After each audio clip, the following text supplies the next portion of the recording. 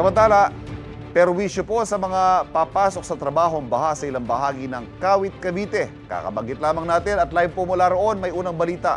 Si Bam Alegre. Bam.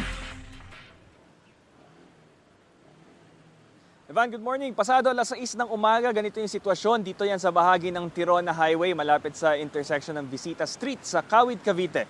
Makikita ninyo yung baha sa ating likuran. Ito yung maabot hanggang lampas sakong, hanggang abot sa binti. May ilang mga nakamotorsiklo na kailangan bumiyahe ng madaling araw na napilitang baybayin ng baha habang itinutulak ang kanilang mga sasakyan. Halos wala ring tigil ang ulan sa magdamag. Sa karating na lungsod ng Bacoor naman, mataas pa rin ng baha sa ilang bahagi ng Aguinaldo Highway. Nasa gutter level hanggang lampas tuhod.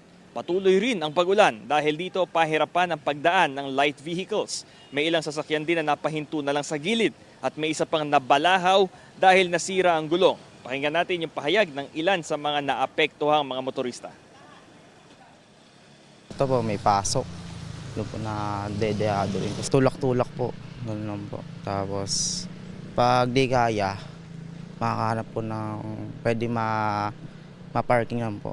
Mahirap siya sir kasi ganito kayo may trabaho, hindi ka makapunta na mas maayos, di ba? Kasi dapat nakamotor ka. Ganun. Kasi yung motor ko nandyan sa Bacoor, iniwan ko.